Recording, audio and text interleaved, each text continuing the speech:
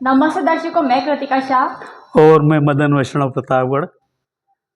आज हम आपको भगवान दत्तात्रेय के दर्शन करवाने लाए हैं बसाड़ ग्राम में।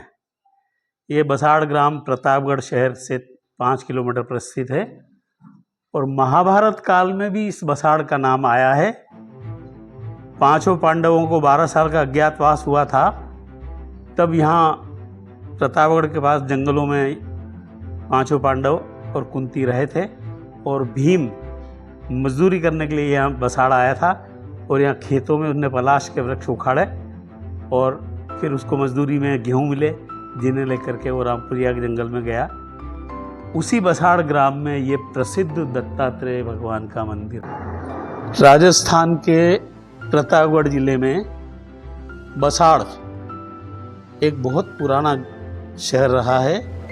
अकबर के ज़माने में भी इस बसाड़ पर कब्जा करने के लिए कई युद्ध हुए हैं और इस बसाड़ के कारण उदयपुर चंपाबाग में प्रतापगढ़ के 1000 सैनिक मारे गए थे। ये बसाड़ बहुत पुराना शहर है और विदेशी मूर्ति भंजकों ने जब भारत पर आक्रमण किया और मंदिर तोड़ने लग गए, तब ये खबर लगी कि मंदिर तोड़ने वाले, मूर्तियों को तोड़ने वाले इधर आने वाले हैं।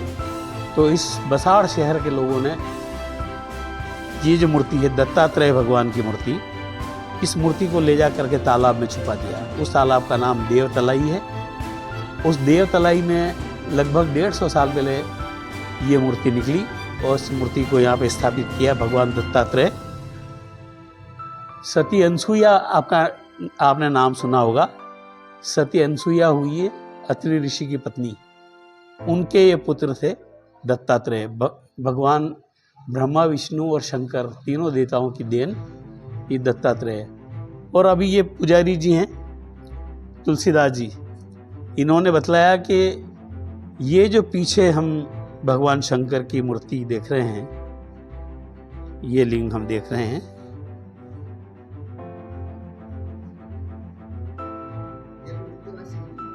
ये मूर्ति भी देवतलाई से ही निकली थी उस समय। और थोड़ी देर पहले हमने कालिका माता का जो मंदिर देखा है बस स्टैंड पर, उसमें जो कालिका माता की मूर्ति है वो भी ये पंडित जी बता रहे हैं कि ये मूर्ति भी देवतलाई से ही निकली थी। तो स्वाभाविक है कि जब इस बसाड़ शहर को लूटने के लिए आतताई यहाँ आने लगे, तो यहाँ जितने भी मंदिर थे, पुराना शहर था, तो मंदिरों की मूर्तियों को बचाने के लिए उन्होंने तालाब में डाल दिया। यहाँ से 1-1.5 किलोमीटर पर तालाब है जिसको देव तलाई कहा गया है। और उस देव तलाई पर हम अभी चलते हैं।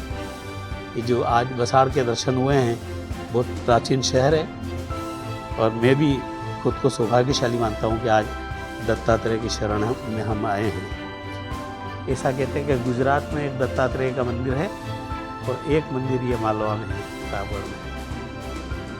अभी हम चलते हैं देव तलाई, जहाँ से ये भगवान की मूर्ति तालाब में से प्रकट हुई, दत्तात्रेय।